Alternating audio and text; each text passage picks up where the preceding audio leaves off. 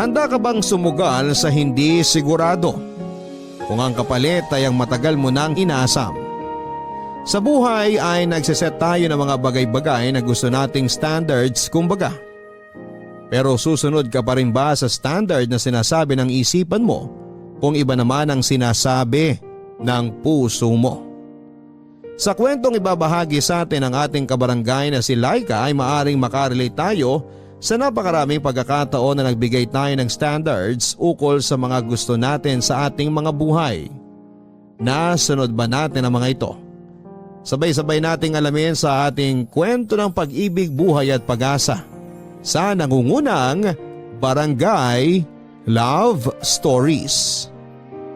Dear Papa Dudut, lahat meron na, ako na lang ang wala. Hanggang kailan ba ako maghihintay? Ako nga pala si Laika, 35 years old, isang nurse galing sa ibang bansa. 5 taon din akong nurse sa Middle East. Netong 2019 lamang nang magpa siya akong umuwi na sa Pilipinas for good. Hindi ito madaling desisyon lalo pat malaki talaga ang kinikita ko sa ibang bansa bilang nurse. Pero mas nanaig ang kagustuhan kong makasamang muli ang aking pamilya. Kahit papaano ay may ipon na rin naman ako. Pwede nang pagsimula ng negosyo kung gugustuhin ko. 10 buwan na rin simula nang makauwi ako.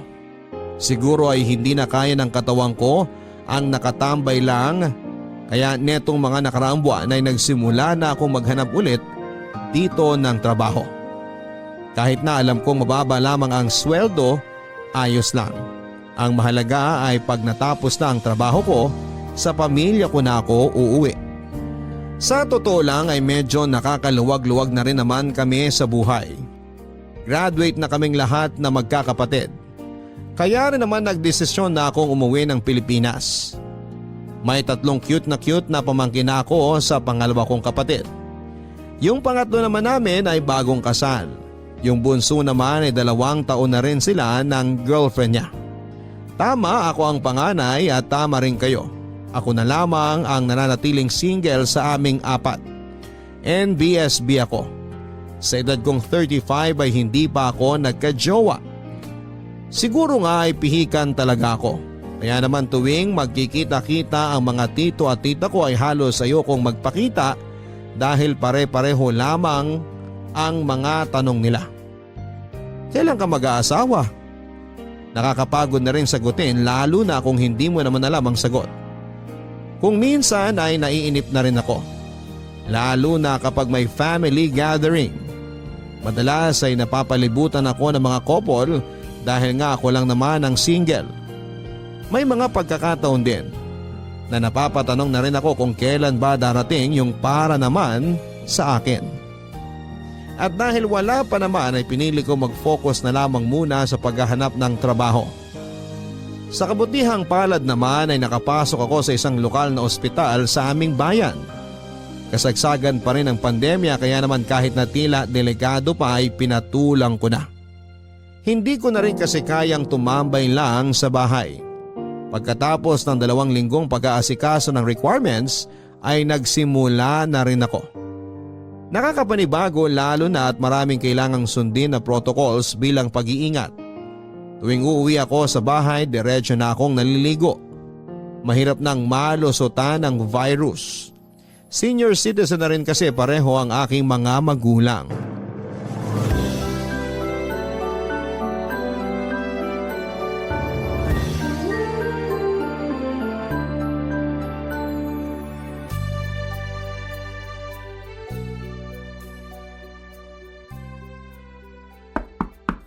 Ate? Ate? Andiyan ka ba? Oo, nandito ako. Pasok ka. Kakauwi mo lang? Oo, kaya kakatapos ko lang ding maligo. Kumusta naman ang first week sa work? Ayun, masaya naman. Nakakamiss din naman magtrabaho eh. Di mo ba namimiss sa Middle East? Well, namimiss ko. Pero mas masaya pa rin magtrabaho pag puro mga kababayan mo ang kasama mo. Sa bagay. Pero alam ko, may sobrang mamimiss ka pa ron. Ha? Ano? Eh di yung sweldo. Ay, oo nga. Tama ka dyan. Kanina pumirma kami ng kontrata at tama ka. Pagkakita ko nga ng sweldo, na-miss ko bigla yung sweldo ko sa dati kong trabaho. Kaya hindi mo rin talaga masisisi yung mga gustong mang ibang bansa eh. Malayo talaga ang diferensya ng sweldo. Naisip ko rin dati na magtrabaho sa ibang bansa. Pero gusto ko sana sa Korea o sa Japan. Ba't di mo tinuloy? Tinamad ako magproseso ng mga papeles, ang dami eh. Tsaka parang mas masayang pumunta ron kung mamamasyal lang. Sa bagay, masarap ngang pumasyal sa ibang bansa. Kaya di ganun kalaking ipon ko eh, dahil inuna kong gumala. Okay lang yun ate. Kaya nga nagtatrabaho para magawa mo yung mga gusto mong gawin at mapuntahan yung mga gusto mong puntahan. Tama ka dyan. Naisip ko pa rin naman pumasyal sa ibang bansa ngayon. Pero syempre, kasama na si Jake. Ay, oo naman. Tingin mo ba magpapaiwan yun? Sasama talaga yun. Yun din ang usapan namin. Kung mangingibang bansa, trabaho man o pasyal, dapat magkasama kami. Walang maiiwan. Ganyan talaga pagkasal na, no? Ang tagal din kasi naming LDR ate. Buong time na magjowa kami, LDR kami. Ngayon pa lang talaga kami nagsama. Ngayong kasal na kami. Masaya ba? Hindi mo ba namimiss maging single? Siguro nag-a-adjust pa lang din kami pareho, lalo na ako. Alam mo naman 'di ba ate, kapag mga panganay, usually independent talaga. Kaya ngayong may asawa na ako, minsan nalilimutan ko na hindi na lang pala ako mag-isa. Gets. Kamusta naman si Jake? Alam mo naman yung kapatid mo na yun ate. May times na naririndi rin sa bunganga ko, pero mabait talaga yun. Madalas ako yung maldita. Pero hindi mo nga namimiss maging single? Hindi. Kasi sobrang na-enjoy ko naman yung pagiging single ko noon eh. Dahil nga independent ako, lahat naman noon nagawa kong mag-isa. Kumain sa paborito kong fast food, manood ng sine, mamasyal. Kaya mukhang wala naman akong na-miss. Pero hindi ka naman nagsisisi na si Jake ang una't huli mong naging jowa. Hindi ate, kasi worth it naman yung paghihintay ko ng tamang tao. Sana all. Bakit ate? Naiinip ka na ba? Minsan, oo. Minsan lang? Sabi mo nga, kapag panganay ka, independent ka. Marami na rin naman akong nagawa nang ako lang mag-isa. Alam mo yung parang sobrang na-enjoy ko na yung pagiging single. Kaya may mga times talaga na napapatanong na rin ako. Cupido, kailan kaya yung sa'kin? Di bali ate, parating na yun. Baka na-traffic lang. Na-traffic? Baka naubusan ng gasolina, tapos di na nakabili kasi nagmahal na gasolina.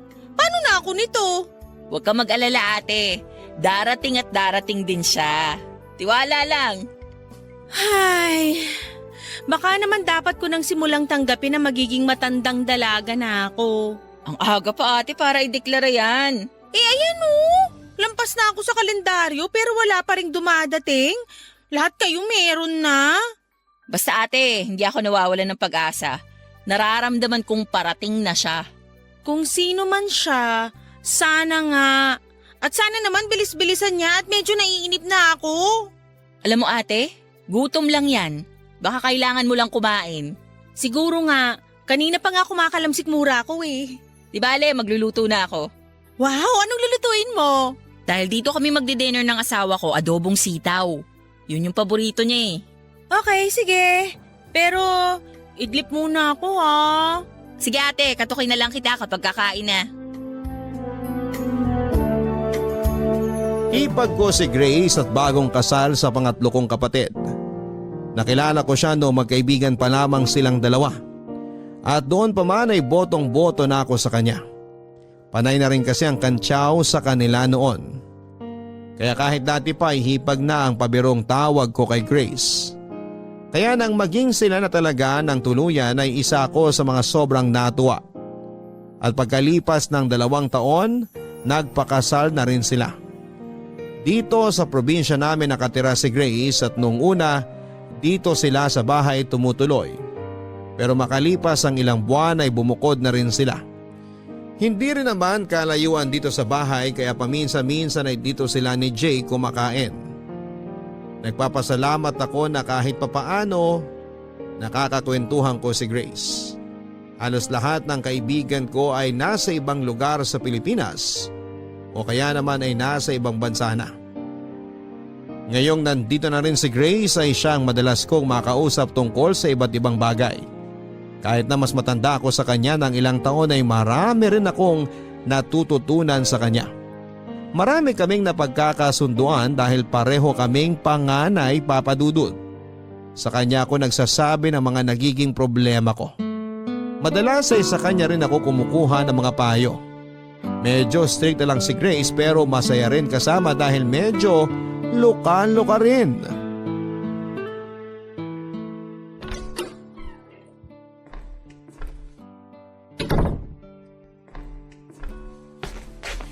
Kakauwi mo lang ate? Mas late ka na atang nakakauwi ngayon ah. Oo nga eh, medyo maraming pasyente kaya may mga unexpected overtime. Kaya pala.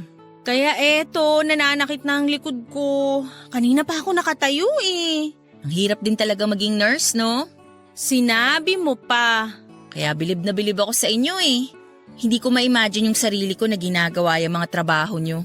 Nakakapagod pero worth it naman. Lalo na kapag nakikita mong umuokay yung kalagayan ng mga pasyente. Iba rin talaga yung satisfaction, no? Kapag ginagawa mong mabuti ang trabaho mo. Oo, pero nakakainis kapag ginagawa mo naman ng mabuti yung trabaho mo pero may mga taong nanggugulo lang. Ay, mukhang malalim yung hugot na yan ate ah. Hindi para sa akin yung hugot na yun. Naalala ko lang yung bago naming katrabaho. Nakakaawa, madalas kasing pagtripan ng mga senior niya. Ay, pwede ba yun? Dapat hindi, pero may mga walang hiya na ginagawa pa rin eh. Kawawa naman yung pinagtitripan. Kaya nga, kaya ayun, lagi nagsusumbong sa akin si Erwin. Ah, Erwin. So lalaki to. Hindi ko ba nabanggit na lalaki si Erwin? Hindi mo nabanggit yung pangalan, kaya hindi ko agad naisip na lalaki. Basta ang sabi mo lang nun, may bago kang katrabaho. Eh ayun na nga, mabait na bata rin kasi, kaya madalas na pagkakaisahan eh. Bata talaga? Oo bata, 25 years old pa lang eh. Ate, hindi na rin bata yun. Kumpara sa akin, bata pa siya. Ate, hindi naman halatang 35 ka, no? Sinasabi mo lang yan kasi maghipag tayo. Di kaya. Di ba laging ang napagkakamalang mas matanda sa'yo si Jake? Sa bagay. Totoo naman kasi. Kaya sigurado ako, hindi ka rin mukhang mas matanda ron sa Erwin na yun. Hoy, bakit ganyan ang ngiti mo? Bakit? Ano bang meron sa ngiti ko? Parang may ibang sinasabi eh. Wala naman ate. Nakikinig lang ako mabuti sa kwento mo tungkol kay Erwin. Naku, sinasabi ko na nga ba eh. Alam ko na yung nasa isip mo. Kung ano man yan, mali yan. Wala mo nang sinabi ah. Kilala ko na yung mga ngiti na yan. Naku Grace, hindi pwede. Hindi siya pasok sa standards ko. Ay, hindi ba pasok sa banga si Erwin? Hindi. Unang-una, mas bata siya. Hindi lang 1 o 2 taon. 10 taon eh. Ate, ano ka ba? Age doesn't matter na ngayon. Tsaka sabi ko nga sa'yo, hindi naman halata sa mukha mo yung edad mo. Ah, basta. Ayoko ng mas bata. At ang pinaka-importanting detalye kaya hindi pwede. Bakit hindi pwede? Kamag-anak nyo ba? Sira? Hindi. Eh ano? May jowa na siya at matagal na sila ng jowa niya. Ay oo nga. No sa may sabit. Diba? Tsaka wala talaga sa kanya ni isa sa standards ko eh. Oo nga ate. Sige na nga, wait pa tayo.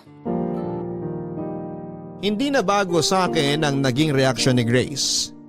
Ganon talaga lately ang mga tao sa paligid ko. Kapag may nababanggit akong bagong kakilalang lalaki, tila naglalakihan agad ang mga mata nila. Nakikitaan agad nila ng potensyal na maging future jowa ko. Sa totoo lang, kung ako lang ang tatanungin, hindi naman talaga ako nakakaramdam ng pressure sa pagiging single ko. Pero dahil sa mga sinasabi ng mga tao sa paligid ko ay parang nararamdaman ko na lamang ding bigla na dapat nga ay meron na. May isang tsuhin pa ako na nagsabi sa akin na dapat daw ay hindi na ako mapili dahil tumatanda na ako. Kahit sino raw ay pwede na, ang mahalaga ay makapag-asawa. Naiinis ako sa mga ganong comment. Pakiramdam ko kasi dahil tumatanda ka na, wala ka na rin karapatang mamili ng taong makakasama mo sa habang buhay. Buti na lang at hindi naman gano'n ang mga magulang ko. Nag-worry rin sila para sa akin dahil ang laging sinasabi ng nanay ko, gusto niya na bago sila mawala ni tatay sa mundo, gusto nilang makita na hindi ako tatandang mag-isa. Yung magkakaroon din ako ng sarili kong pamilya. Pero hindi naman nila ako minamadali. Ang dili naman ng tatay ko ay hindi basta-basta ang pag-asawa kaya dapat ay sigurado ka. At yun talaga ang pinanghahawakan ko. Ayoko naman sa hindi ako sigurado. Kaya nga nag-set ako ng standards. Dapat mas matanda sa akin. May stable na trabaho at syempre yung handa akong tanggapin. At ang kasungitan ko. 3 buwan na ang lumipas at kahit papaano ay nakapag-adjust na rin ako sa trabaho. Araw-araw na nakakasalamuha ako ng mga pasyente. Lalo kong nakikita na kulang talaga ng nurses sa Pilipinas. Pero kahit na kulang ay marami pa rin ang umaalis. Nalulungkot man na mas marami talaga ang pinipiling umalis at magtrabaho sa ibang bansa ay eto rin ang realidad. Marami ang naniniwalang mas matutusto sa nila ang kanilang pamilya kung aalis sila. Habang tumatagal ay nagiging mahal na rin ang mga bilihin kaya mas kailangan na rin ng mas malaking sweldo lalo na kung may mga anak. Kahit nga single ako ay nahihirapan pa rin akong i-budget ng mabuti ang sweldo ko. Minsan dahil marami akong ino-order na mga kung ano-ano online. Kaya siguro wala pa akong asawa at mga anak dahil hindi pa ako marunong magtipid. Nahihirapan ako magtipid pero alam kong hindi na ako dapat gumastos na katulad ng dati. Dahil una sa lahat ay hindi na ganong kalaki ang sweldo ko. Pangalawa kahit papaano ay natutunan ko naman sa mga magulang ko ang maging praktikal. Hindi dapat buwibili ng hindi kailangan. Kapag naiisip ko ang dati kong sweldo ay may temptation na bumalik na lang ulit sa ibang bansa. Pero simula noong nagtrabaho na ako sa lokal na ospital ay nakita kong iba rin talaga kapag natapos ang araw o oras ng trabaho at uuwi ka sa piling ng pamilya mo. Madaling mapawi ang pagod lalo na kapag nakikita ko ang mga cute kong pamangkin. Pakiramdam ko ay sulit lahat ng kapalit ng malaking sweldo. Ay, Ang lalim naman nun. Bakit? May problema ba? kasi Napagtripan ka na naman. ganun na nga. Ano na naman ang ginawa ngayon? Day off ko na dapat bukas Pero nakipagpalit si Sir Mon sa akin. Meron daw siya importanteng lakad. Ba't di ka umangal? Makakaangal ba ako ron? Kapag nagsasabi yun, hindi naman paalam kundi pinapaalam na niya. So pumayag ka na lang. Wala naman akong choice Akala ko ba may lakad ka bukas? Meron nga. O paano yung lakad mo? Di wala na. Ay, ewan ko ba sa'yo? Napakabait mo naman kasi Saan ba dapat yung lakad mo? Nakapangako ako ng date sa girlfriend ko. Naku, patay tayo dyan. Paano na yan? Di siguradong away na naman. Kawawa ka naman. Pinagtitripa na dito sa ospital, maaaway pa ng jowa. Kaya nga Mukhang napapadalas pa naman away nyo lately. Kung ako sa'yo, magsasabi na ako kay Sir Mond. Pwede naman sigurong tumanggi paminsan-minsan. Sana nga ganun. Pero ginawa ko na yun dati. Sobrang uminit lang ulo niya tapos ilang araw akong pinag-initan. Ganun ba? Pambihira naman pala talaga yang si Sir Mond. Ngayon pa lang naririnig ko na yung boses ng girlfriend ko. Siguradong buliw na naman ang abot ko nito mamaya. Kung ako rin naman ang girlfriend mo, magagalit din talaga ako. Date kaya yun? Wow! Akala mo naman marami nang nakadate. Hoy, salbahe ka. Kahit papano naman may alam ako sa relasyon. Hello, napapalibutan kaya ako ng mga magkarelasyon? Mukhang masyado ka kasing pihikan ate. Siguro nga. Kaya wala pa rin akong jowa. Ano ba kasi yung ideal boyfriend mo? Simple lang naman. Gusto ko yung mas matanda sa akin, tapos may stable na trabaho. Yung kaya akong buhayin. Tapos gusto ko yung matatanggap ako at ang kasungitan ko. Kaya pala. Kaya pala ano? Kaya pala wala ka pang jowa. Paano mo naman nasabi? Ang taas ng standards mo Mahirap abutin. Dun pa lang sa tanggap ang kasungitan mo, medyo alanganin na. Kita mo tong batang to? Mataas ba talaga? Oo, hindi nga ako pasok eh. Aba, hindi ka talaga pasok. Edad pa lang di nauubra. Pero hindi naman na dapat basihan ng edad ngayon. Sa pag-ibig, wala namang edad-edad. Kapag mahal mo, mahal mo. Ganun ba? Ba, mukhang marami naman palang alam tong batang to pagdating sa pag-ibig ah.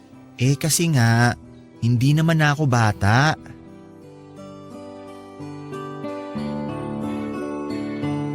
Bilib din talaga ako rito kay Erwin kahit na mas bata siya sa akin ng 10 years. Minsan nararamdaman kong pantay lang naman ang maturity level namin. Nauna lang ako kay Erwin ng 1 linggo sa pagpasok sa ospital kaya halos magka-batch lang kami na pumasok. At sa 3 buwan namin sa trabaho ay naging malapit na rin kami sa isa't isa.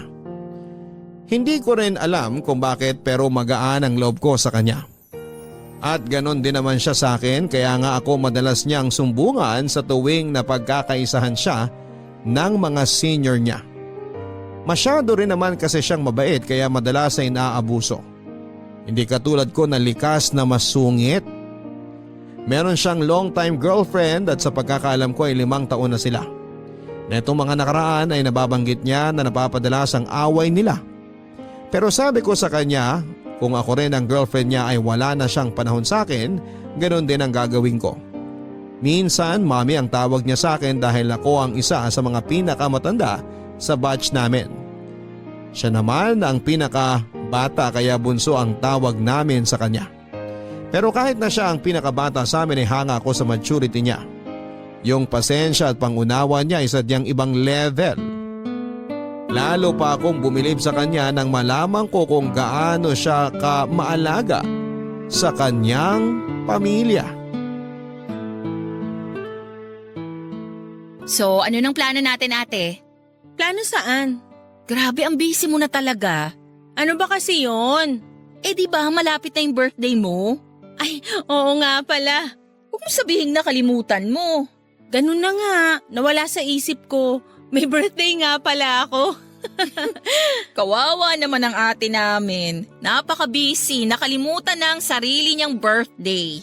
Sinabi mo pa. Ano bang gusto mong gawin sa birthday mo? Sa totoo lang, wala akong maisip. Type mo bang lumabas o dito na lang sa bahay? Dito na lang sa bahay para mas tipid. Tama ka dyan, ate. Mas tipid dito sa bahay. Tsaka matagal na rin akong kinakantsawan ng mga katrabaho ko. Gusto raw nila makapunta dito sa bahay. Bakit naman? Luka-luka kasing isa naming kasama. Nakita niya raw tong bahay na daanan nila minsan. Mukha raw mansyon kaya gusto raw nila makita yung loob. Ganun? Kaloka nga. Parang nakaka-pressure tuloy. Kailangan ba nating mag-ayos ng bahay? Naku, hayaan mo sila. Huwag tayong ma-pressure. Bahala sila sa buhay nila kung ano man ang abutan nila dito sa bahay. Pero ano bang gusto mong ihanda, ate? Yung simple lang. Lechon siguro, ganyan.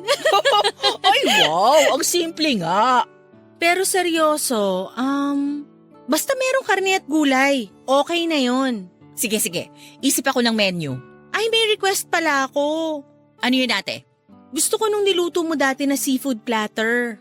Ah, sige ate. Sure, no problem. Basta may budget. Naku, buti na lang talaga nandito ka, Grace. Kung hindi, hindi ko na alam ang gagawin ko. Ikaw naman ate, wala yun. Diba sabi ko naman sa'yo, hanggat hindi pa dumadating ang Mr. Right mo, kami muna ni Jake ang bahala sa'yo. Napaka-sweet talaga nito. Minsan tuloy nakakalimutan kong si Jake ang kapatid ko eh. Sabi nga rin niya, parang mas mahal niyo na raw ako kesa sa kanya eh. Kaya nga eh. Pero seryoso, Grace, hulog ka talaga ng langit sa pamilya namin. Buti hindi nauna mukha ako nung bumagsak ako, no ate? Ikaw talaga? O basta, tulungan mo ako maghanda ha. Pag-usapan natin yung menu bukas ng gabi. Okay ate, puntahan na lang ulit kita dito bukas. Sige, tapos ibibigay ko na lang din sa'yo yung budget. Ay, nga pala ate, bukod sa mga katrabaho mo, sino pa ang mga iimbitahan natin? Siyempre yung mga kamag-anak natin sa paligid. Pero actually, hindi naman talaga nila kailangan ng imbitasyon. Kapag naman may handaan, matik na yun eh. Sabagay, oo nga. Pero pwede kayang wag ko nang imbitahin yung mga magtatanong kung kailan ako mag-aasawa? Gusto mo ba ate, magsabi ako ng rules sa mga attend sa birthday mo? Sabihin natin, bawal magtanong kung may jowa ka na o kung kailan ka mag-aasawa. Pagkatapos naming mag-usap ni Grace ay nakaramdam ako ng kakaibang lungkot. Bigla ko lang na-realize na malapit na akong mag-36. Pero ang kausap ko pa rin tungkol sa kaarawan ko ay yung mga kapatid at kaibigan. Hindi tulad ng iba kong kabatch na nakikita ko sa mga post nila sa Facebook at Instagram na ang sumusurpresa at nagpaplano ng mga kaarawan nila ay ang mga asawa at anak nila. Masaya naman ako dahil meron akong supportive na family, pero may mga ganitong pagkakataon na napapahiling ako na sana dumating na yung taong para sa akin. Kung talagang na-traffic lamang siya, ang tagal naman. Kailan ba siya darating sa buhay ko nang sabay na kaming maglakbay at matraffic kung saan-saan? Para hindi nakakainip, hindi ba? Ito rin yung mga pagkakataon na talagang napapatanong ako kung ano bang mali sa akin.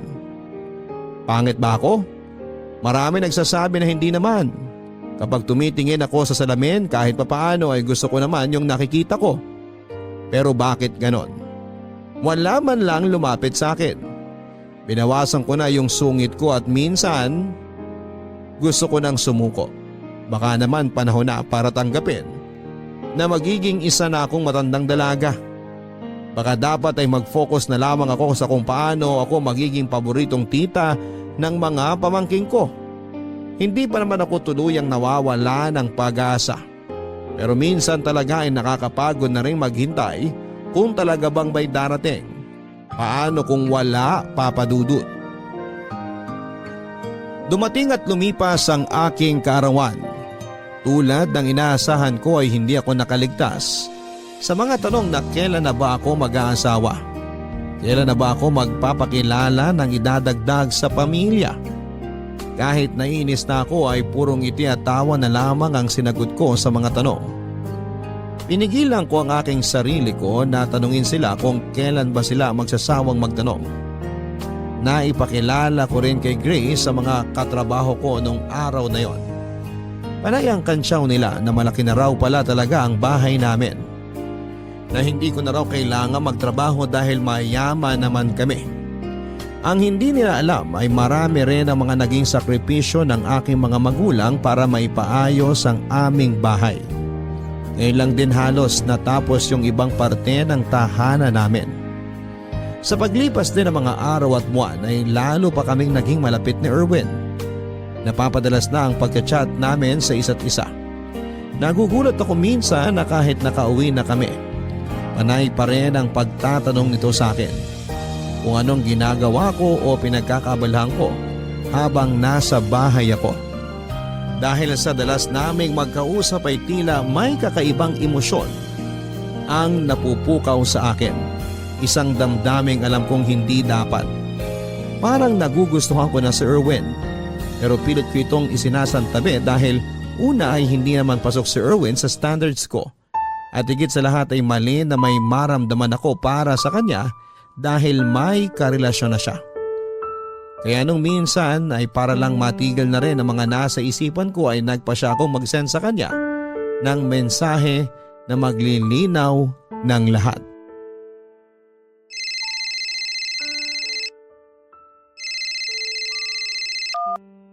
Hello? Hello, Ate Laika? Erwin, gabi na. Napatawag ka. Nandito ako sa labas ng bahay nyo.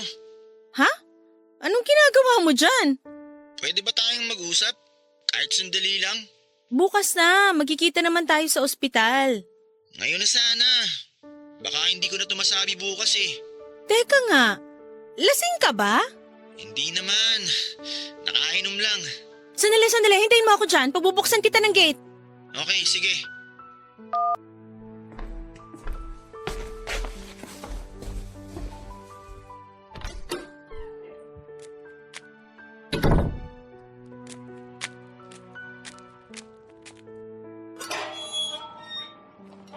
Ate Laika! Shh! Ay, Huwag kang maingay. Tulog na yung mga tao dito. Saka mukhang tulog na rin yung mga kapitbahay. nagising ba kita? Pasensya ka na ha. Halika nga rito, dito tayo banda sa gilid. Baka may makakita sa'yo dyan kung ano pang masabi eh.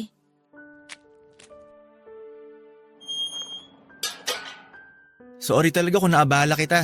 Ano ba kasi yun, Erwin? Talagang pumunta ka pa rito eh, mukhang may tama ka na. May tama nga ako. Sa'yo. Yun ang sagot ko sa tanong mo. Oo, may gusto ako sa'yo. Alam mo, umuwi ka na. Bukas na lang tayo mag-usap kapag hindi ka na nakainom. Nakainom lang naman ako pero malinaw pa ang isip ko. Kinailangan ko lang uminom ng konti para lumakas ang loob ko. Alam mo, mali ito eh. Sinubukan ko namang pigilan pero talagang gusto kita. Mahal na kita. Pero Erwin, may girlfriend ka na. Hindi ko na siya mahal. Ikaw nang mahal ko. Gusto mo na rin naman ako, di ba? Hindi ko alam, Erwin, kasi…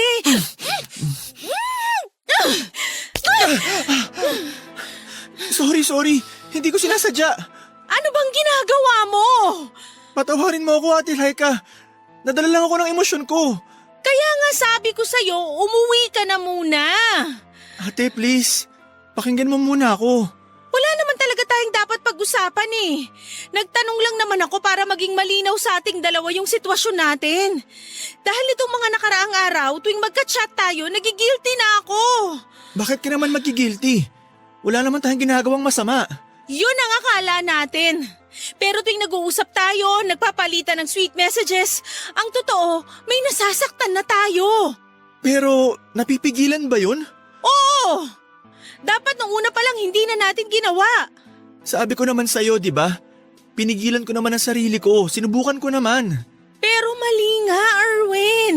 Kasalanan ko ba kung hindi ka maalis sa isip ko? Pagpasok ko pa lang sa trabaho, ikaw na agad hinahanap ng mata ko. Tuwing uuwi ako at naghihiwalay tayo, lagi kong iniisip kung ano na kayang ginagawa mo. At tuwing magtatanong ako sa'yo, lagi ka naman nagre-reply. Kaya nga, hindi natin namalayan na may mali nang nangyayari. Pero di ba, gusto mo na rin naman ako? Hindi na importante yon. Bakit hindi? Dahil wala rin naman tayong patutunguhan. Hindi mo na kailangang marinig yung sagot ko dahil kahit saang anggulo natin tingnan, mali ito. Pero pwede naman natin itama. Oo, pwede pa natin itama kaya dapat umuwi ka na. Lalong mas hindi maitatama tong sitwasyon natin kung uuwi ako. Dahil uuwi ka na, magpapahinga at kakalimutan na natin to. Itigil na natin kung ano man to. Ate Laika naman, hindi ko kaya. Kaya mo, kaya natin. Dapat kayanin natin. Dahil maling-mali to. Teka lang. Sige na, Erwin, umuwi ka na. Umuwi ka na! Ate Laika, teka lang!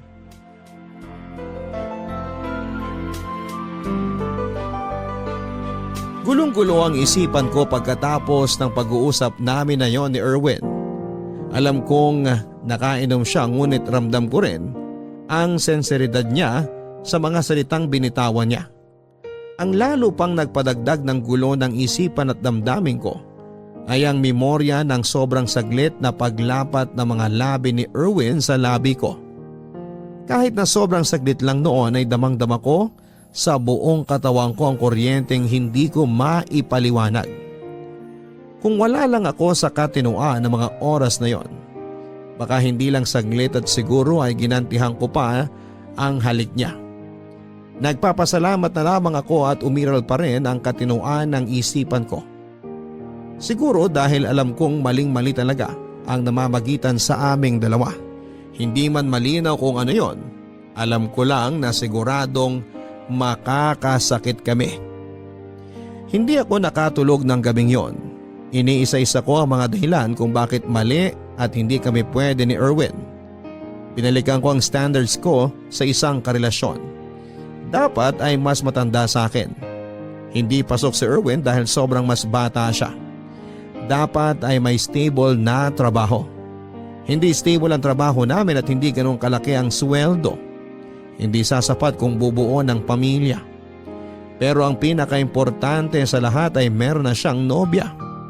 Yun ang pinakamahalagang dahilan. Simula rin ang gabing yon, nagpa siya kung iiwas na ako kay Erwin habang maaga pa.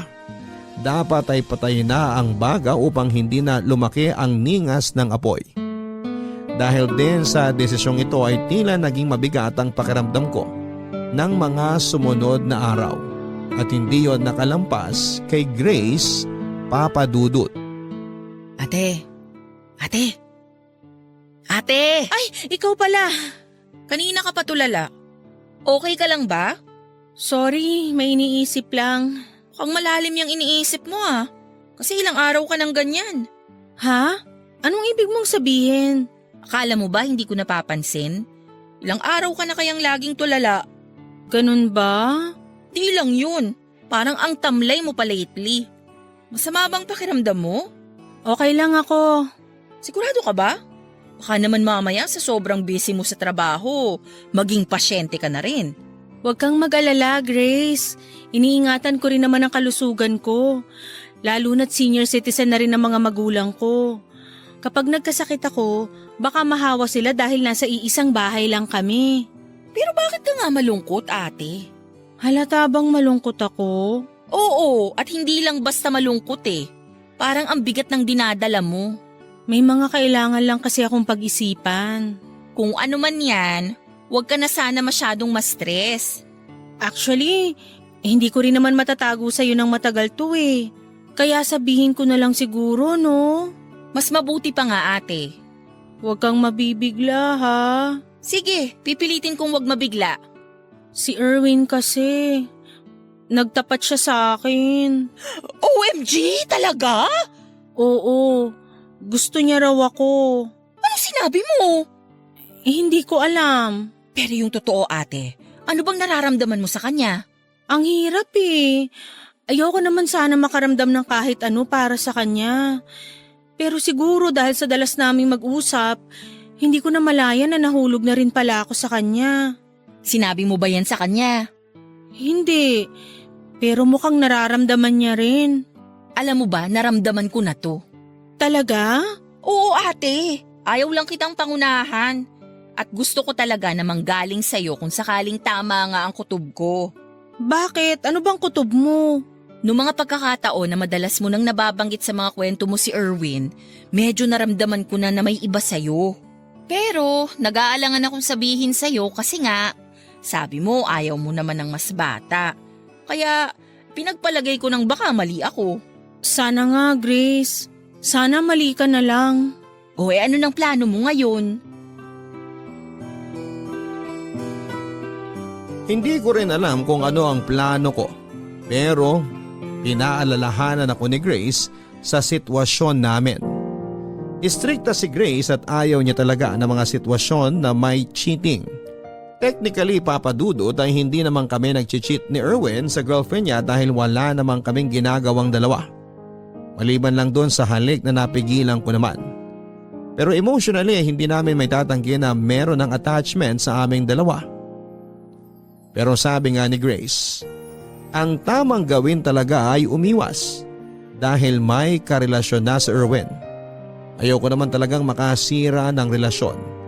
Kung ilalagay ko ang sarili ko sa sitwasyon ng girlfriend niya ay ayoko rin na maranasan yon. Kaya habang maaga pa ay dapat nang putulin ang dapat na putulin. Kaya kahit nasasaktan na rin ako, desidido na akong layuan si Erwin. Dahil yun din ang tamang gawin, Papadudut. Hindi ito magiging madali, pero kailangan kong kayanin. Araw-araw ay kinukumusta ako ni Grace at pinapaalalahanan. Ang sabi niya sa akin ay mas mabuti nang masaktan ako ngayon habang hindi pa ganon kalalim ang sugat. Dahil kung hahayaan kong lumalim na, mas mahirap nang gamutin. Kaya ngayon pa lamang na kahit papaano ay mababaw pa. Dapat ay simulan ng gamutin para hindi maging malalim ang peklat. Tinis kong hindi na sumagot sa mga chat ni Erwin. Sinubukan kong alisin ang kung anumang nararamdaman ko para sa kanya. Pinilit kong maging professional sa aking trabaho. Hindi ko maiwasan doon si Erwin pero kinakausap ko na lamang siya kung kailangan. Nagtataka na rin ang mga katrabaho namin dahil alam nilang malapit talaga kami sa isa't isa. Pero walang ibang nakakaalam sa sitwasyon namin kundi kaming dalawa lamang, bukod kay Grace. Hindi na kami sabay na kumakain at hindi na rin sabay na umuwi. Sobrang nami-miss ko siya, Papa Dudut. Kapag meron kasing nakakainis na pasyente o magandang nangyari ay agad naming hinahanap ang isa't isa para kwentuhan. Pero lahat yun ay nawala na, natapos na. Kahit sobrang hirap ay pinanindigan ko ang desisyon ko. May mga pagkakataon na sinusubukan ni Erwin na makiusap ngunit agad akong humahanap ng dahilan para hindi siya kausapin. Ayoko makasira ng relasyon. Ng matagal ng relasyon. Hindi biro ang 5 taon, Papa Dudut. Ang hindi ko lang din naman maintindihan sa sarili ko ay habang pinipigilan ko ay tila lalo pang tumitindi ang nararamdaman ko para kay Erwin. Kahit na anong gawin kong pagkumbinse sa sarili ko na hindi siya pasok, sa lahat ng standards ko ay parang lalong tumitiim. Sa puso ko ang masasayang alaala naming dalawa. Dahilan para lalo ko siyang mamiss. Pero tinibayan ko ang aking kalooban. Kahit na anong chat at tawag niya ay pinili kong maging matapang na hindi sagutin ang mga yon. Hanggang sa isang araw ay na-corner na ako ni Erwin. Laika, teka lang. Ate! Ha? Ate Laika ang itawag mo sa akin. Hindi. Hindi na kita tatawaging ate simula ngayon. Bahala ka. Laika, mag-usap naman tayo kahit sandali lang. Nakainom ka na naman ba? Hindi ah. Kagagaling kaya natin sa duty. Paano naman ako iinom? Malay ko ba kung tumagay ka habang break? Nakita mo na bang ginawa ko yun? Hindi pa. Kasi hindi ko talaga gagawin yun. Laika, teka lang. Pwede bang tumigil ka muna sa paglalakad? Saglit lang. Ano ba yun, Erwin? Di ba nag-usap na tayo? Hindi pa ulit. Wala naman tayong dapat pang pag-usapan. Malinaw na ang lahat, di ba? May kailangan tayong ayusin. Wala namang tayo eh. Pero pwedeng magkaroon. Hindi nga pwede, may girlfriend. Wala na. Anong wala na? Wala na kami. Anong ibig mong sabihin? Wala na kami. Break na kami. Malaya na ako. Nakipag-break ka ba dahil sa akin? Matagal na kami nagkakalabuan. Hindi lang namin inaamin. So nung dumating ako, nagkaroon ka na ng dahilan para hiwalayan siya. Hindi naman sa ganun. Bago pa tayo naging close, nagkakaproblema na talaga kami nun. Madalas ko naman makwento sa'yo, di ba? Yung mga pag-aaway namin. Ano bang gusto mong isipin ko? Ano bang hinihintay mong reaksyon ko? Laika, kahit ilang beses mo pang itanggi, alam ko namang gusto mo na rin ako. Napaka-confident mo naman dyan? Hindi nagsisinungaling ang mga mata mo, Laika. Kahit na hindi mo ako iniimik nitong nakaraang buwan, alam ko na namimiss mo rin ako. Ano bang pinagsasasabi mo? Laika, bakit hindi natin subukan? Alam ko naman na pareho tayong nararamdaman. Bakit hindi natin pagbigyan yung mga sarili natin na maging masaya? Hindi ko alam kung kaya kong maging masaya pagkatapos kong makasira ng relasyon. Bago ka pa man dumating, matagal nang may lamat ang relasyon namin. Ilang beses na rin kami naghiwalay pero nagkakabalikan lang ulit. Umaasang pwedeng maayos pa. Pero sa pagkakataong to, sigurado ako na wala na kaming dapat pang balikan. Hindi ko pa alam, Erwin. Hindi ko pa alam kung anong dapat isipin. Isipin mo tayo. Kakayanin ba talaga nating maging masaya? Oo, kakayanin natin. Bakit naman hindi? Parang masyadong mabilis eh. Baka nabibigla ka lang sa mga desisyon mo. Baka kailangan muna nating mag-isip pa. Laika, mababaliw na ako kakaisip. Sa bawat araw na hindi mo ako kinakausap, pakiramdam ko mababaliw na ako. Pwede bang kumalma muna tayo? Tsaka na muna tayo mag-usap. Palipasin muna natin yung mga bagay-bagay. Kapag hindi na matindi yung emosyon natin, tsaka pag mas malinaw na rin ang mga isip natin. Basta, Laika, sobrang linaw ng isipan ko ngayon. Alam ko ang mga sinasabi ko. Sige na, Erwin. Aalis na muna ako. Laika, maghihintay ako. Dahil siguradong sigurado ako sa'yo. Hindi na maalis sa isipan ko ang mga sinabi ni Erwin sa akin.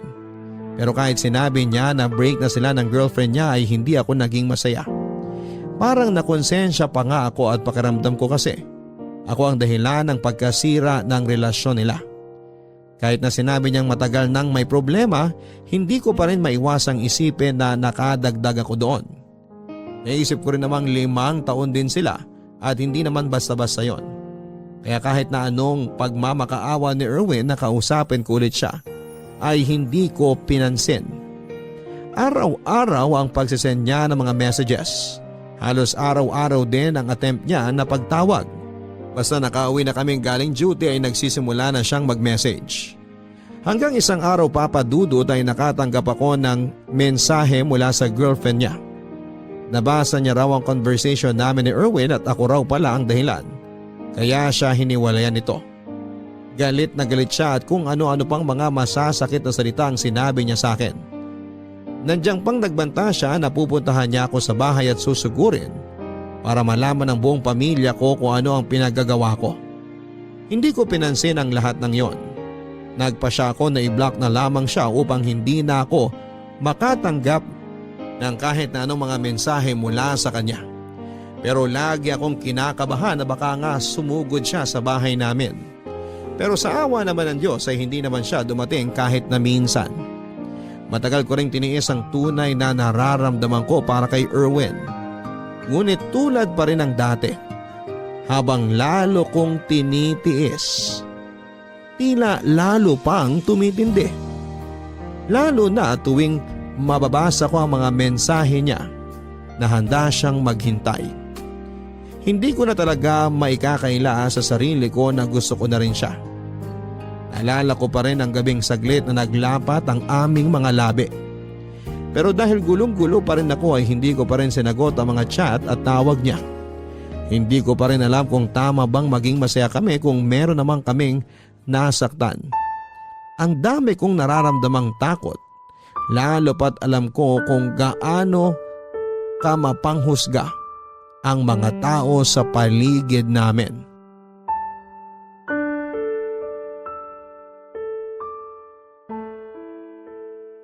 Kumusta ba ate? Naguguluhan pa rin ako, Grace. Alam kong mahirap yan ate, pero sana kayanin mo. Break na sila. Ha? Sinong nakipag-break? Si Erwin. Teka lang, huwag mong sabihin. Hindi naman daw ako ang dahilan.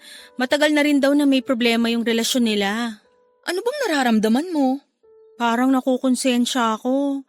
Pakiramdam ko kasi ako ang dahilan kaya tuluyan silang nagkahiwalay. Pwede namang totoo na may problema na talaga sila. Madalas mo ngang makwento no na laging nagkukwento sa'yo si Erwin tungkol sa mga away nila. Hindi ko na rin alam ang dapat isipin. Minessage din kasi ako nung babae. Ha? Anong sinabi niya sa'yo? Kung ano-ano. Ako raw ang dahilan kaya sila nagkahiwalay. Nasusugurin daw niya ako dito sa bahay. Sinabi mo ba yan kay Erwin? Hindi. Dahil matagal na kaming hindi nag-uusap. O mas tama sigurong sabihin na matagal ko na siyang hindi kinakausap. Pero kung magpapakatotoo ka ate, ano bang nararamdaman mo para kay Erwin?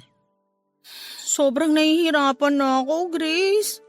Dahil habang tumatagal na tinitiis ko, lalo lang tumitindi yung nararamdaman ko para sa kanya. Ayoko naman talaga sana pero ang hirap naman pigilan ng puso ko. Kung break na sila, ano pa bang kinakatakot mo ate? Natatakot akong magkamali. Natatakot akong mahusgahan. Dahil mas bata siya. Dahil dyan at wala naman talaga siya sa standards ko. Paano kung magkamali ako? Paano kung masaktan din ako? Hindi ka pa ba nasasaktan ngayon? Ayun na nga Wala pa man kaming nasisimulan, nasasaktan na ako. Ganyan naman talaga pag nagmamahal ka ate. Para kang sumusugal. Binubuksan mo yung sarili mo sa posibilidad na makasakit at masaktan. Ayoko rin namang may pagsisihan. Bakit ka naman magsisisi? Paano kung ito na pala yung pagkakataon na matagal ko nang hinihintay? Paano kung siya na pala talaga? Tapos pinalampas ko pa? Baka magsisi rin ako sa bandang huli. Pero hindi ba masyado ring mabilis ate? Isa pa yan sa mga naiisip ko. Ayoko ring masaktan ka ate. Kahit na alam kong nasasaktan ka na ngayon.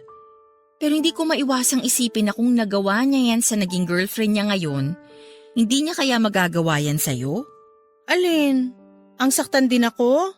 Oo.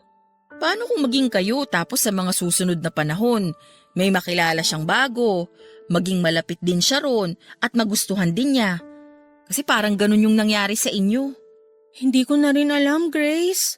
Ang dami-daming tumatakbo sa isip ko ngayon. Basta ang sa akin lang ate, pag-isipan mo muna sanang mabuti. Paano pag napagod na siyang maghintay? Pag napagod siya agad, ibig sabihin, hindi talaga totoo yung nararamdaman niya para sa'yo. Natatakot ako na baka mapagod nga siya. Ngayon pa lang ako nakaramdam ng ganito sa isang lalaki. At sana, hindi ka lang nabibigla ate. Pag-isipan mong mabuti muna. Hayaan mo muna siyang maghintay. Hirap na ako, Grace. Araw-araw tinitiis kong hindi sagutin yung mga message at tawag niya.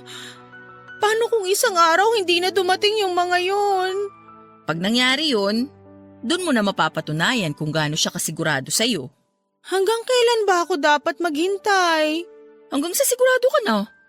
Yung handa ka na talagang sumugal ng walang pag-aalinlangan. Darating ba yun? Oo ate. Kapag hindi ka na natatakot sa sasabihin ng iba at ang mas mahalaga na sa'yo ay yung totoong nararamdaman mo. Ang hirap naman pala nito, Grace. Napakakomplikado namang magmahal. Gusto ko lang naman maranasan din ang mahalin para hindi ako laging naiinggit sa inyo. Pero grabe, sobrang challenging naman ito. Ganyan talaga ate. Mas mahirap, mas worth it. Sa mga magulang ko, tingin mo ba okay lang sa kanila kung sakaling ipakilala ko si Erwin? Bakit mo natanong? Dahil ba mas bata siya sa'yo? Oo, at hindi lang ako basta mas matanda sa kanya. 10 taon ang agwat namin. Ate, hindi naman mahalaga yung kinananay at tatay. Ang mahalaga sa kanila, yung maging masaya ka. Naguguluhan pa rin ako. Basta ate, kahit anong mangyari, nandito lang kami. Nakasuporta lagi para sa'yo.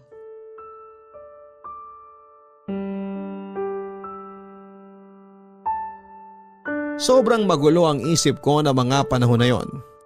Isang buwan din muna ang pinalipas ko bago ko kinausap si Erwin. Sa loob ng isang buwan na yon ay hinanda ko na ang sarili ko. Kung sakaling mapagod siya at tumigil na, ay tatanggapin kong hindi talaga kami para sa isa't isa. Araw-araw niya akong minemessage at nanindigan siyang handa niya akong hintayin hanggang sa kaya ko na siyang kausapin at maging malinaw na ang isipan ko. Kaya naman ang sobrang sigurado na ako sa nararamdaman ko ay sinagot ko na rin si Erwin. Hindi man siya yung katulad ng inaasahan ko. Hindi pasok sa standards ko. Hindi pasok sa banga, sabi nga ni Grace. Alam ko lang na totoo ang nararamdaman ko para sa kanya. Totoo pala yon, Papa Dudut. Yung mga hinihintay natin ng pagkatagal-tagal ay dumarating sa mga panahong hindi natin inaasahan. Kaya kahit mahirap, sumugal ako. Alam kong pwede akong masaktan pero handa na ako. Mahal ko eh. Maraming salamat po sa pagbasa ng aking sulat. Sana ay marami pa kayong tao na ma-inspire. Ako ang inyong kabarangay forever, Laika. Maraming beses talaga na naglalagay tayo ng mga standards na gusto natin sa buhay. Pero maraming beses na rin nating napatunayan na hindi laging nasusunod ang mga standards na ito, lalo na pagdating sa pag-ibig. Dahil sabi nga nila ang pag-ibig daw ay parang sugal yan. Pwede kang manalo, pero pwede ka ring matalo. Ang kailangan mo lang ay maging matapang na harapin kung ano man ang kahihinatnan ng mga desisyon mo. At kailangan mo lang maging matapang na panindigan ang mga pinili mo. Ang mahalaga pa rin sa huli ay hindi ang sasabihin ng ibang tao, kundi ang naging totoo ka sa sarili mo. Hanggang sa muli mga kapuso, ako po si Papa Dudut sa mga kwento ng pag-ibig, buhay at pag-asa sa Barangay Love Stories number 1. May iba sa atin na naniniwala na ang kaligayahan ay matatagpuan sa piling ng taong tinitibok ng puso natin. Kahit ang totoo ay hindi naman natin kailangan na umasa sa iba para maging totoong masaya. Ikaw kapuso, minsan ka namang nagmakaawa para mahalin ka ng taong mahal mo.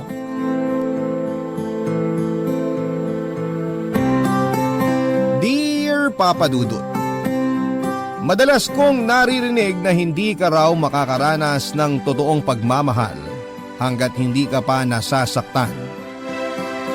Para sa akin, mas mararamdaman mo na tunay ang isang pag-ibig kung alam mo kung paano pahalagahan ang sarili mo. Hi Papa Dudut, just call me George, 27 years old at nagtatrabaho sa isang accounting firm dito sa Maynila. Matagal na rin po akong listener ng inyong radio program na Barangay Love Stories.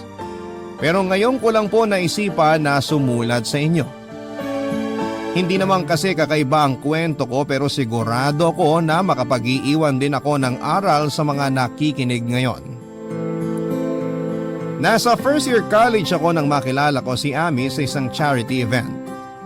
Nasa same university kami at naging close kaagad kasi masasabi ko na magkaparehas kami ng ugali. Nasa second year college naman ang magsimula ako manligaw sa kanya, Papa Dudut. Ramdam ko na malaki ang pag-asa ko sa kanya kasi habang tumatagal noon, mas nagiging sweet na kami sa isa't isa.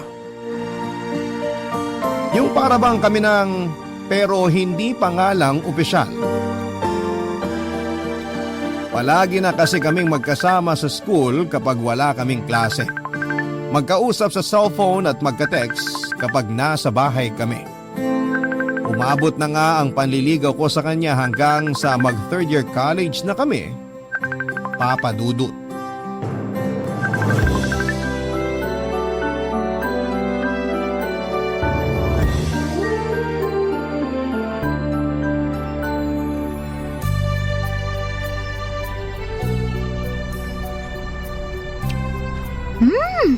Ang sarap naman itong macaroni salad na gawa mo, George. Naks, salamat at nagustuhan mo, Ami. Sobra! Ano ba nilagay mo dito? Hindi nakakaumay yung lasa, ha? Wala naman akong special ingredient na nilagay dyan. We, hindi nga. Alam mo, gumagawa rin naman ako ng macaroni salad. Pero bakit hindi naman ganito kasarap? Baka kasi ang nilalagay mo lang nakahalo ng mayonnaise, condensed milk. Bakit? Ano pa bang dapat na ihalo dun? Pwede mo siyang haluan ng heavy cream o kaya all-purpose cream para hindi masyadong matamis o maasim. Saka maganda rin ang magiging texture ng dressing ng salad. Oo nga, no? Minsan kasi napapasobra rin sa asim o tamis yung salad na ginagawa ko tapos malabnaw pa. Kaya nga mas okay na lagyan mo ng mga ganong cream para mag-balance ang lasa nila. Yun kasi ang pangontra sa asim. Tapos hindi pa ganong katamis. Alam mo, ang dami ko talagang natututunan sa'yo pagdating sa pagluluto. Hindi naman. Konti lang din naman ang alam ko. Anong konti? Ang dami ko kayang nalalaman na secret recipe o ingredient mula sa'yo.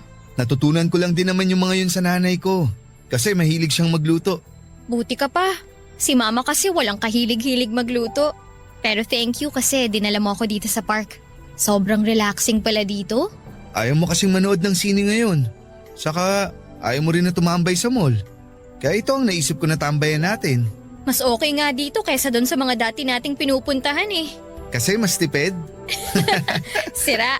Mas okay dito kasi hindi ganun karami ang tao tsaka hindi rin maingay. Sa bagay. Sa totoo lang, mas gusto ko rin talaga dito kasi mas nararamdaman ko na kasama kita. Ha? Ano ibig mong sabihin? Palagi naman tayo magkasama sa school ah. Oo nga, pero iba pa rin yung mga ganitong lugar. Pakiramdam ko, parang solo natin ang mundo. Ang corny mo, alam mo yun? Pero sa bagay, tama ka naman din sa sinabi mo. Kasi tignan mo nga oh, ang konti ng tao dito sa park. Kaya parang solo na rin talaga natin tong lugar. Kaya sa susunod, ibang park naman ang puntahan natin. Yung mas maganda ang view. Para mas relaxing din ang date natin. Sige ba? Pero kahit naman saan tayo pumunta, nare-relax ako basta ikaw ang kasama ko, Ami. Ewan ko sa'yo, ang dami mong baon na banat dyan ah. Totoo naman ang sinabi ko. Makasama lang kita kahit saglit. Buo na kaagad ang araw ko. Konti na lang talaga, dudumugin na tayo ng mga langgam dito sa pwesto natin sa tamis ng mga sinasabi mo. Kumain na nga lang tayo kasi magbabike pa tayo mamaya, di ba?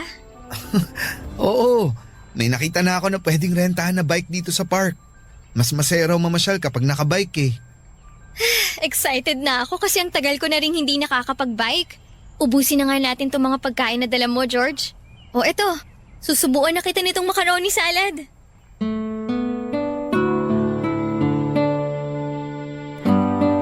Papadudot akala ng ibang mga kaibigan ko ay may relasyon na kami ni Ami. Kasi nga madalas nilang nakikita na sweet kami sa isa't isa. Pero sa tuwing tatanungin nila ang estado namin ng relasyon namin ni Ami ay sinasabi ko sa kanila na magkaibigan pa rin lang kami at nanliligaw pa lang din ako sa kanya noon. Nagtataka sila kung bakit hindi pa ako sinasagot ni Ami. At sa totoo lang ay medyo naiinip na rin ako pero syempre hindi ko yon pinapakita kay Ami. Wala rin naman ako magagawa dahil sabi nga ni Ami, hindi pa siya handa na pumasok sa isang relasyon. Ang mahalaga para sa akin noon ay madalas kaming magkasama at nararamdaman ko na malaki ang pag-asa ko sa puso niya. At sabi nga niya, may hinihintay lang daw siya na sign bago niya ako sagutin. Ang dating nun sa akin, gusto niya rin ako pero mas gusto niya pang makita na seryoso ako sa kanya, Papa Dudut.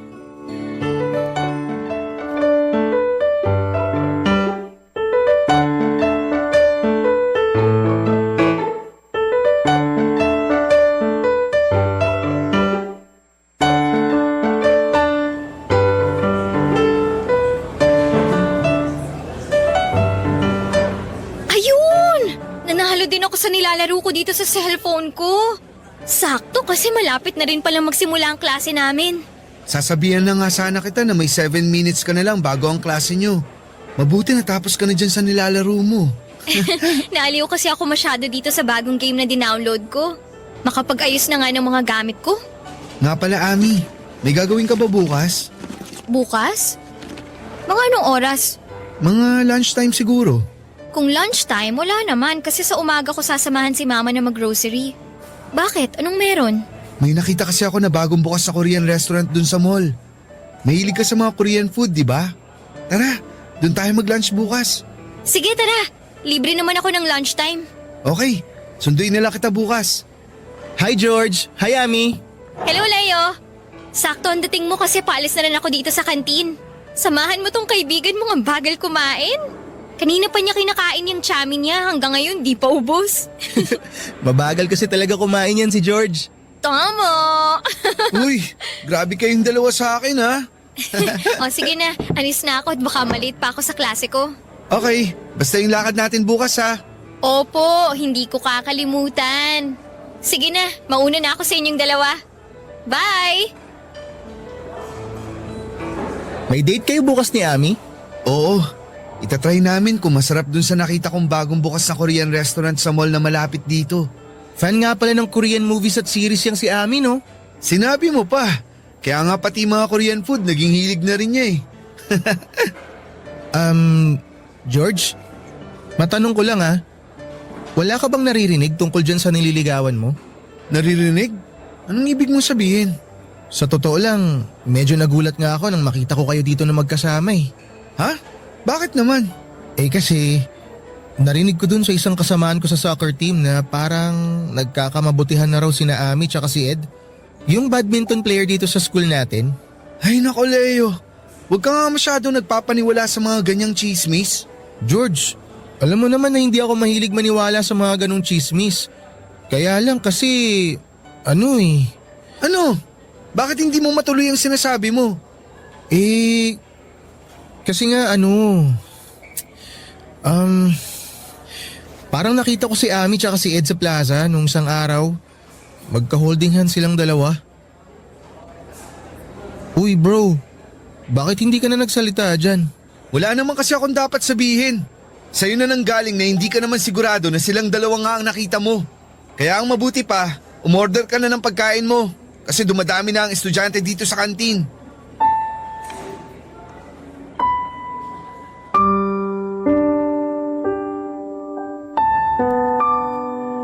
Papadudot, hindi talaga ako naniniwala sa sinasabi ng kaibigan kong si Leo. Kahit alam ko na wala siyang dahilan para mag-imbento ng kwento, imposible rin naman na maging totoo ang sinasabi niya na may ka-holding hands na ibang lalaki, si Ami. Hindi naman kasi si Ami ang tipo ng babae na madaling makuha o mapasagot. Kaya nga, mahigit 1 taon na ako nanliligaw sa kanya noon, kaya naman kesa magtalo pa kami ni Leo, sinabi ko na lang ulit na baka nagkamali lamang siya nang nakita niya. Na hindi si Ami yung nakita niyang babae. Malakas na kasi talaga ang pakiramdam ko noon na malapit na akong sagutin ni Ami. Alam naman kasi natin kapag may pag-asa tayo sa nililigawan natin, hindi ba papadudot? At palaging pinaparamdam sa akin ni Ami na hindi masasayang ang mga effort na ginagawa ko para sa kanya. Pinangahawakan ko yung mga pasaring niya na gusto niya ako. Pero hindi pa lang siya handa na pumasok sa pakikipagrelasyon ng mga panahon na yon, papadudot. Kaya naman nag-aabang na lamang ako sa magiging sagot niya. Barangay Love Stories. Barangay Love Stories. Di ko na rin nakikita kung sino ang madalas niyang nakakasabay kumain at umuwi. Hindi na rin kasi niya madalas na nasasagot ang mga tawag ko. Hindi na rin siya madalas na nagre-reply sa mga text ko sa kanya. Pero hindi pa rin ako bumitaw, papadudot, at iniisip ko na nga lang na totoo ang dahilan na ibinibigay niya sa akin. Na busy lamang talaga siya sa academics niya at mga requirement para makagraduate, papadudot.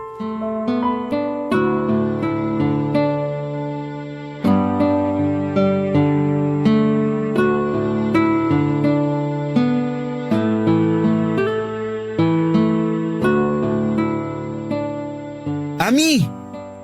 Ami, sandali! Ang bilis namang maglakad ni Ami. Kanina ko pa tinatawag pero hindi niya ako nililingon. Ay! Ami! Ami, hintayin mo ako! Ami! Oh, George! Naabutan din kita sa wakas. Kanina pa kita tinatawag pero hindi mo naman ako pinapansin. Naku, pasensya na. Naka-earphones kasi ako at nakikinig ng kanta. Ganun ba? Ay, kaya naman pala hindi mo ako naririnig. Oo, sorry talaga. Bakit mo nga pala ako hinahabol? Eh kasi 'di ba, sabay tayong magla-lunch. Hinintay kita sa kantin pero hindi ka naman dumating. Tapos nung nakita nga kitang naglalakad dito sa field, hinabol na kita. Hala, oo nga pala. Nakalimutan kitang i-text kanina na na-extend ang klase ko kaya doon na lang kami sa kabilang kantin kumain ng mga kaklase ko. George, sorry ha. Nawala talaga sa isip ko kasi na-empty bat din ang cellphone ko kanina. Wala namang kaso sa akin yun, Ami. Saan ka nga pala pupunta? Dyan lang. Saang dyan lang? Tara, sama na kita. Naku, wag na. Kaya ko naman maglakad mag-isa. Alam ko namang kaya mo, pero gusto lang sana kitang samahan. Lika na, saan ka ba pupunta? Hindi na nga, George. Ako na lang mag-isa maglalakad. Sige na, baka may klase ka pa. Wala akong klase, kaya may oras ako para sa'yo. Ikaw lang naman ang walang oras sa akin eh. Ano bang pinagsasasabi mo? Ami, alam kong alam mong ibig kong sabihin. Hindi ka na masyadong nagre-reply sa mga text ko. Hindi mo na rin sinasagot ang mga tawag ko. Ano naman ngayon? Required ba na palagi akong sumagot kapag nagtitext o tumatawag ka sa akin? Hindi naman sa ganun. Kaya lang kasi, kahit kapag nagyayaya ako na lumabas tayo, palagi ka rin namang busy. Ano magagawa ko? Sa busy nga ako sa mga ganap dito sa school at thesis ko. Alam mo, George, parang masyado ka lang nagiging demanding. Uy, hindi naman ah. Ah, talaga? Hindi? Kahit ang dami mong nirereklamo sa akin ngayon? Alam mo, mas mabuti siguro kung tumigil ka na lang sa panliligaw mo sa akin. Uy, Ami, wag naman ganun. Sorry na. Namiss lang naman kita kaya nagkakaganito ako. Ayun na nga eh. Hindi pa kita boyfriend pero nakakasakal na yung mga kinikilos mo. Makaalis na nga. Sinasayang mo lang ang oras ko. Ami, sandali lang. Mag-usap muna tayo. Ano ba? Bitawan mo nga ako. Wala na tayong dapat na pag-usapan, George. At uulitin ko ha, tumigil ka na sa panliligaw mo sa akin para manahimik na rin ang mundo ko sa'yo. Hindi mo naman kailangan gawin yun. Promise, Hindi na ulit ako mangungulit. Basta hayaan mo lang ako sa ginagawa kong panliligaw. Hindi nga pwede! Bakit hindi na pwede? Kasi may boyfriend na ako. Kaya layuan mo na ako at tigilan mo na ako. Papadudot sa kabila ng mga sinabi sa akin ni Ami ay hindi rin kagad ako sumuko sa kanya. Palagi pa rin ako nagtitext sa kanya kahit na hindi na siya nagre-reply. At minsan din ay nilalapitan ko siya kahit ayaw na niya akong kausap. Nagpapadala rin ako ng regalo sa bahay niya kahit na hindi ko sigurado kung tinatanggap o tinatapon lang ba niya yon. Gusto ko lang na makita niya na ako ang mas karapat-dapat na lalaki para sa kanya. Na ako na lang sana ang piliin niya. Pero dumating ang araw na napagod at sumuko rin ako at tuluyan na akong huminto sa paghahabol ko kay Ami. Mabuti na lang papadudot patapos na rin ang huling taon namin sa kolehiyo kaya naman nagawa kong makapag-move on kaagad. Lumuwas ako ng Maynila at dito na nagtrabaho. Malaking factor din kasi yon na hindi ko na siya madalas na nakikita kaya nagawa ko rin kalimutan si Ami. Sinimulan kong mag-focus sa sarili ko pero wala pang isang taon ang nakalipas ay nagkaroon kagad ako ng bagong inspirasyon. Hindi nga nagtagal ay naging girlfriend ko rin ang inspirasyon kong si Isabel, Papadudot.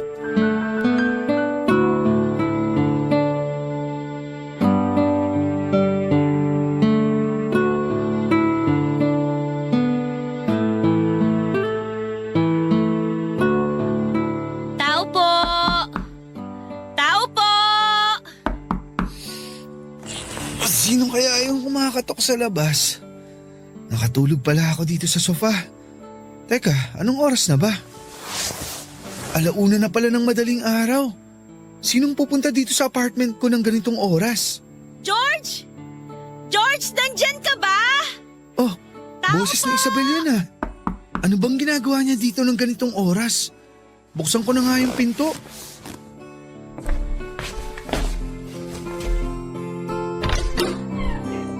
Oh, sweetie! Anong ginagawa mo dito? Ay, mabuti naman at binuksan mo na tong pinto. Kala ko umalis ka kanina kaya walang tao dito sa apartment mo eh. Alam mo naman kapag ganitong oras, nandito lang talaga ako. Lika, pasok ka. Salamat. Ano bang meron at napasugod ka dito ng ganitong oras? Saka, bakit parang ang laki naman ng bag na dala mo? Sweetie, ang totoo, lumayas na ako sa bahay namin. Ha? Bakit mo naman ginawa yun? Magkausap lang tayo kanina sa cellphone bago ako matulog. Wala ka naman kahit na anong binanggit na aalis ka ng bahay niyo at pupunta ka dito.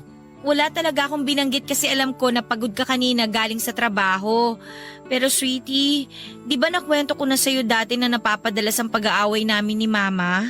Oo nga, pero hindi naman sapat na dahilan yun para lumayas ka sa bahay niyo. Hindi mo kasi ako naiintindihan eh. Uy, sweetie, bakit naman bigla ka na lang umiyak? Eh kasi parang ayaw mo ako dito sa apartment mo eh. Hindi naman sa ganun. Nagulat lang ako kasi nga napasugod ka ng ganitong oras. Tapos may dala ka pang mga gamit. Eh kasi nga, lumayas na ako sa bahay namin. Paulit-ulit lang, George. Ay, ano ba talagang nangyari? Anong pinagtalunan niyo ng mama mo? At bakit ka nagalit sa kanya? Hindi naman talaga ako galit kay Mama. Oo, masama yung loob ko. Pero hindi siyang dahilan kung bakit umalis ako sa bahay namin. Eh sino palang dahilan? Yung bagong kinakasama ni Mama. Oh, bakit? Anong ginawa niya sa'yo? Ang totoo, George. Matagal ko na siyang nahuhuling binobosohan ako habang naliligo sa banyo. Umaalis din naman kagad siya kapag nahuhuli ko siya. Sinabi ko yun kay Mama dati. Pero nagalit lang si Mama at sinabihan ako na wag raw ako mag-imbento ng kwento. Kaya lang kanina habang nasa palengke si Mama, natakot na talaga ako. Kasi naramdaman ko na pinipilit buksan ng boyfriend ni Mama yung pinto ng kwarto ko. Mabuti na lang nakadobulak ang pinto ko noon kaya hindi niya ako nagawang pasukin sa kwarto. Pero hindi ko na kayang magtiis sa pangmamanyak na ginagawa niya sa akin. Natatakot ako na tuluyan niya na akong magawa ng masama. Kaya nagdesisyon na ako na lumayas na sa bahay namin. Bakit naman hindi mo kaagad sinabi sa akin ang tungkol dito? Dahil ayoko ng gulo. Ang gusto ko lang, makalayo na kay Mama at sa manyakis na lalaking yun. George, dito na lang ako sa place mo. May trabaho naman ako. Makakapag-share ako sa mga gastusin mo dito. Promise, hindi ako magiging pabigat sa'yo. Basta hayaan mo lang ako dito. Ayoko na kasi sa amin. Natatakot na talaga ako sa boyfriend ni Mama. Pero kung ayaw mo talaga na dumito ako, sige, ayos lang. Wala naman ako magagawa eh. Hahanap na lang siguro ko ng ibang pwede kong tuluyan na bahay. Ano ka ba? Siyempre hindi na kita hayaang umalis. Nagulat lang talaga ako sa biglang pagdating mo kanina. Pero ayos lang sa akin ang lahat. Dito ka na lang sa apartment ko, Isabel. Huwag kang mag-alala. Hindi ko hahayaan na masaktan o malapitan ka ng hayop na lalaking yun. Papadudot, nakilala ko si Isabel sa isang kantin na madalas kong kainan dati sa dati kong pinagtatrabahuhan. Maganda siya at simple lamang kung mag-ayos, mabait din siya at malambing magsalita. Yon ang mga katangian niya na nakakuha ng atensyon ko. Kaya nang maging madalas na ang pag-uusap namin at pagbabatian ay kinuha ko na rin ang pangalan niya sa Facebook, pati na rin ang cellphone number niya. Doon kami nagsimula na madalas na magkausap hanggang sa niligawan ko na nga siya at naging girlfriend. May 3 buwan pa lamang kaming magkarelasyon nang kumatok si Isabel sa place ko at nagsabi na gusto na niyang magsama kami sa isang bahay, papadudot. Nagdalawang isip pa talaga ako noong una kasi sa totoo lang ay hindi ko alam kung ano ang tamang gawin tungkol sa bagay na yon.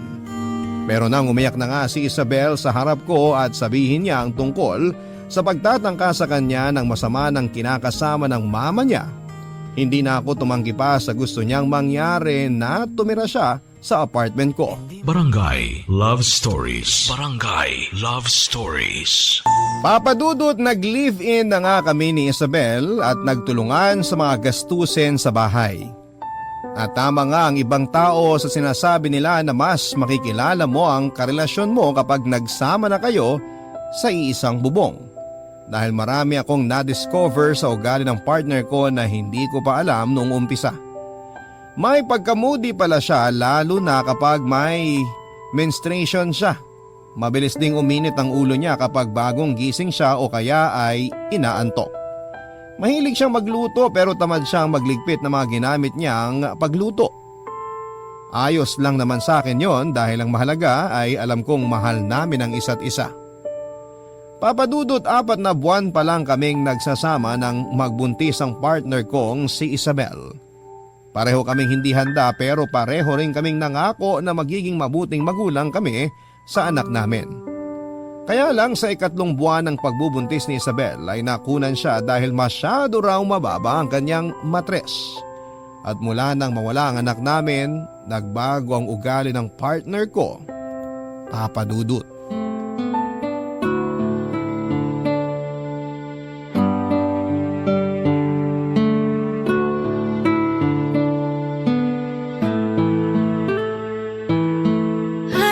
Nakakapagod ang traffic. Grabe. Sweetie, mabuti naman at nakauwi ka na. Ginabi ka na yata masyado. Oo, nag-general cleaning kasi kami sa kantin kanina kaya late na kami pinauwi ng supervisor namin. Kaya pala mukhang pagod na pagod ka. Kumain ka na ba? Talaga ba, George? Tinatanong mo pa talaga sa akin yan? Ha? Bakit? May mali ba sa tanong ko? Gusto ko lang naman malaman kung kumain ka na eh. Malamang, hindi pa ako kumakain. Sa tingin mo ba may madadaanan pa akong bukas na kainan ng ganitong oras? O sige, sandali lang. Magsasaing lang ako ng kanin. Ano? Hindi ka pa nakakapagsaing? Oo, hindi pa nga. Huwag mo sabihin na hindi ka pa rin nakakapagluto ng ulam. Sweetie, pasensya na. Hindi ko naman kasi alam na dito ka maghahapunan. Kumain na kasi ako bago umuwi dito. Kaya akala ko ganun din ang gagawin mo kasi nga ang sabi mo, may overtime kayo sa trabaho. Kaya di na ako nagluto. Pero hindi ko naman sinabi na sa labas na ako kakain, di ba? Oo nga, pero yung kasi ang akala ko. Ano ba kasing ginawa mo dito sa bahay? Ang aga mo nag-text sa akin kanina na nakauwi ka na dito ah. Maaga nga, pero nag-ayos kasi ako ng toilet bowl natin. Eh di ba nung isang araw lang inayos mo na rin yun? Gumagawa ka lang yata ng dahilan eh. Totoo ang sinasabi ko, Isabel. Nagkaroon na naman kasi ng bara yung toilet bowl at nahirapan akong tanggalin. Doon talaga ako nagtagal kanina. Nakakabuisit Buisit ka, George! Isabel, huwag ka nang mainis. Hindi ko naman kasi talaga alam na hindi ka pa kumakain eh. Paano ko hindi maiinis? Pagod na nga ako galing sa trabaho, tapos wala pa akong dadat na pagkain dito sa bahay. Mabilis lang naman magsaing. Tapos anong ipapaulam mo sa akin? Delata na naman. Gusto mo yata talaga ako mamatay ng maaga eh. Siyempre hindi. Ano ba yung sinasabi mo? Eh halos araw-araw mo na akong pinapakain ng mga ulam na galing sa lata. Ano ba talagang gusto mo mangyari? Magkasakit ako sa bato? Ganito na lang. Maghanap lang ako ng bukas na karinderya para makabili ako ng kanin sa kalutong ulam. Hintayin mo na lang ako dito sa bahay. Wag na! Hindi na lang ako kakain. Ha? Eh di ba hindi ka pa nga naghahapunan? Saglit lang naman akong bibili ng pagkain sa labas. Hintayin mo na ako. Alam mo, George, malilipasan lang din naman ako ng gutom kakahintay sa pagbalik mo, kaya mabuti pa, itulog ko na lang to. Teka, Isabel, saan ka pupunta? Sa kwarto, matutulog na ako. Buisit! Buisit na bahay to! Buisit na buhay to! Buisit talaga! Papadudot ng magbago ang ugali ni Isabel at magsimula ang malamig na pakikitungo niya sa akin ay inisip ko na gawa lang yon ng pagkawala ng anak namin. Na hanggang sa mga oras na yon ay nagdadalamhati pa rin siya kaya madalas siyang galit o mainit ang ulo kahit sa mga simpleng bagay lang. Madalas ako nakakatanggap ng mga sigaw o pagmumura mula sa kanya at minsan ay naririnig ko mula sa kanya na hindi na siya masaya sa pagsasama namin. Nakala ko ay nasasabi niya lang dahil mainit ang ulo niya. Hindi niya rin ako pinagbibigyan sa kama pero wala namang naging problema sa akin tungkol sa bagay na yon. Mahal ko si Isabel at gagawin ko ang lahat para intindihin siya. Kaya lang hindi ko alam na darating kami sa point na susubukin ng ibang tao ang relasyon naming dalawa. Hindi ko napaghandaan ang bagay na nadiskubre ko tungkol sa kanya. Sobrang sakit. Kasi ng panahon na yon kay Isabel ko na pinaikot ang mundo ko, Papa Dudut.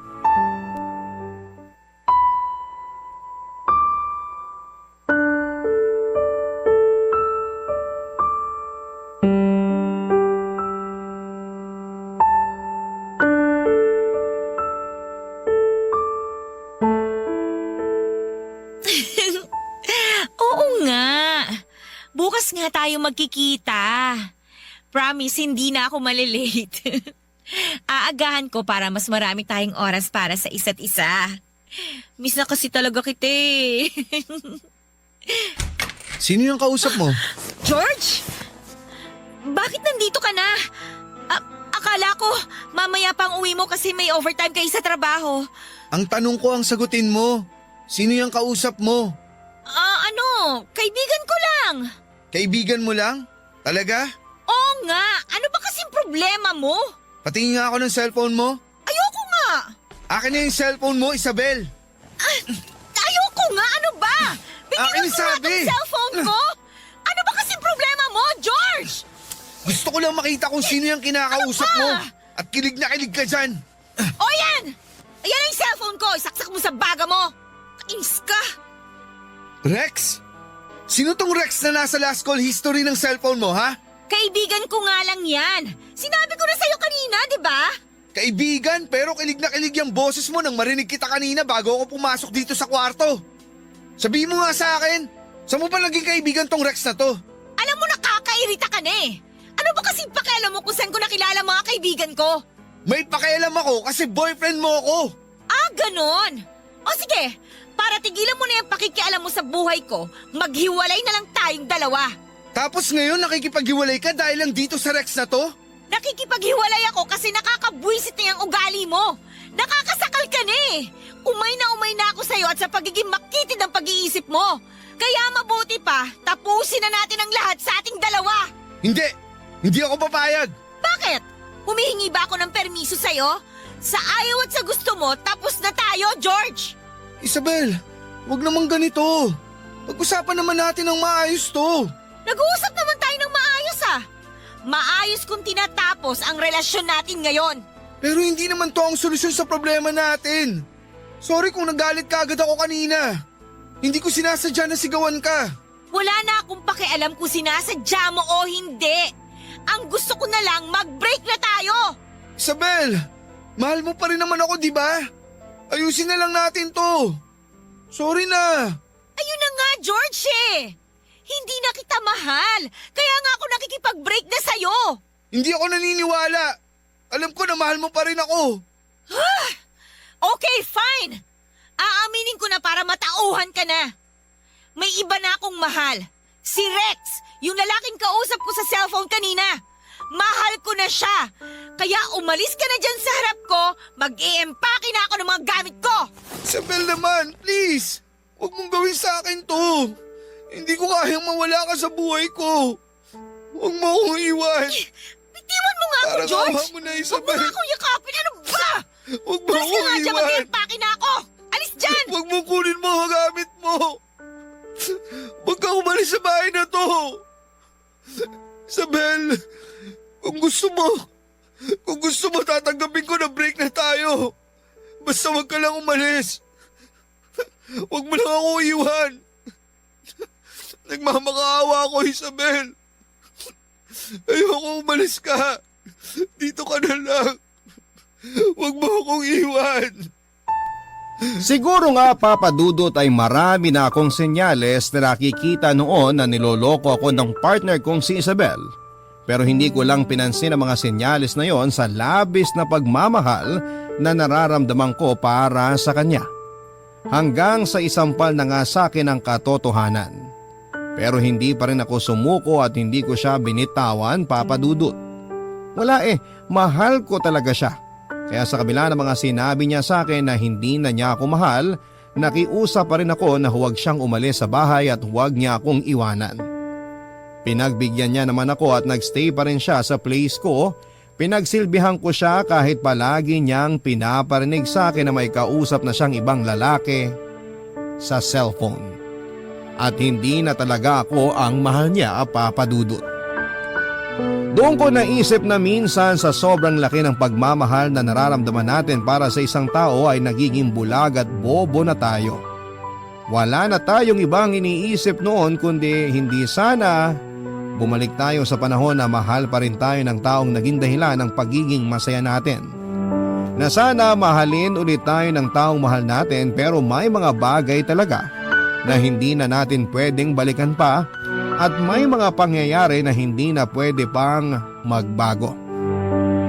Dahil nagkaroon ulit kami ng pagtatalo ni Isabel nang dalhin niya ang bago niyang boyfriend na si Rex sa mismong place ko. Hindi ko na napigilan pa ang sarili ko at nasunto ko ng ilang beses si Rex hanggang sa umalis na ito ng bahay. Naiwan si Isabel pero nagsimula na mag-impake ng mga gamit niya na kaagad ko namang pinigilan. At sa ilang beses na pakiusap at pagmamakaawa ko sa kanya na ko ang piliin niya ay hindi yon nangyari, Papa Dudut. Kahit halos humagulhol na ako sa harapan niya at lumuhod ay wala pa rin akong nagawa para pigilan siya sa ginagawa niya. At bago pa nga siya tuluyang lumayas ng bahay ay muli ako nagmakaawa sa kanya. Muli ako nakiusap na doon na lang muna siya sa bahay. Kahit na hindi na kami mag-usap, kahit na hindi na kami magkabalikan, basta makasama ko lamang siya ay sapat na. Sobrang desperado na ako pero wala na akong pakialam pa. Siyempre hindi na niya ako pinagbigyan na tuluyan na niya akong iniwanan. Sa mga sumunod na araw ay nalaman ko kung saang bahay siya tumuloy at pinuntahan ko pa rin siya para muling pakiusapan na magkabalikan kaming dalawa. Doon ko ulit nakita si Rex pero sa pagkakataon na yon ay ako naman ang nabugbog niya. Kaya ko namang lumaban pero hindi ko ginawa lalo na nang harap-harapan itong piliin ni Isabel kesa sa akin. Pinamukha niya na kahit kailan ay hindi na niya ako magagawa pang mahalin. Na hindi na ako lalaking makapagpapaligaya sa kanya.